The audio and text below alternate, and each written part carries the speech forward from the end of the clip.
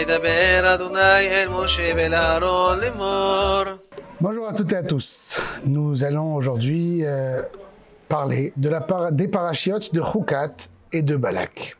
Alors, après plusieurs péripéties, la Torah va en une seule paracha nous parler de toute la fin de l'histoire du peuple juif dans le désert. Il va y avoir successivement la mort de Myriam, le peuple juif qui a soif naturellement, la décision que Moshe et Aaron ne pourront pas rentrer en Eretz Israël, une deuxième confrontation contre Amalek, un épisode un peu énigmatique des serpents, le miracle au fleuve de Arnon, et enfin, la préparation de la conquête de Canaan, de cette terre où coule le lait et le miel.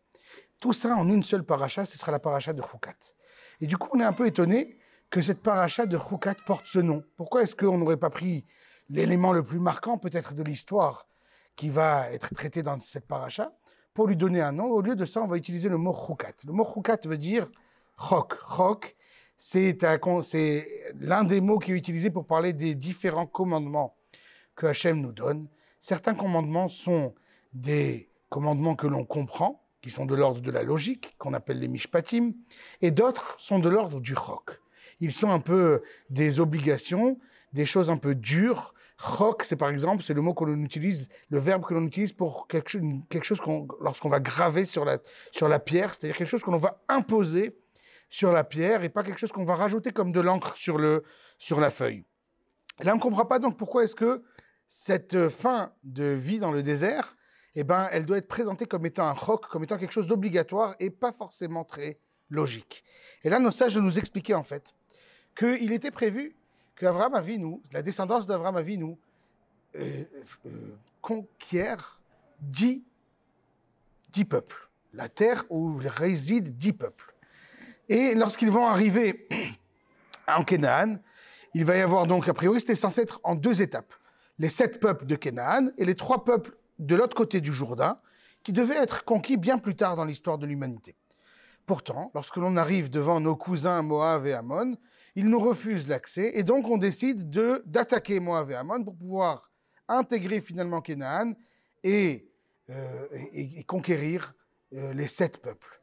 Et donc on voit ici que finalement le peuple juif a été tellement attaché à Hachem et à ses commandements qu'ils ont été capables de devancer le futur et de conquérir les 3 premiers peuples avant même ce qui était prévu dans l'histoire, et ensuite conquérir les 7. Même certains peuples vont même décider de s'installer bien avant de l'autre côté du Jourdain, comme s'ils voulaient déjà écrire le futur aujourd'hui.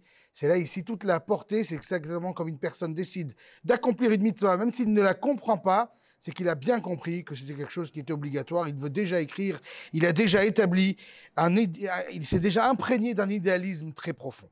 La deuxième paracha, la paracha de Balak, elle, c'est une paracha qui finalement est la paracha où on va parler le plus de ce qu'on va l'appeler le messianisme, parce que ce Balak qui a loué les services de Bilam pour faire des malédictions, qui finalement vont se transformer comme étant des bénédictions messianiques.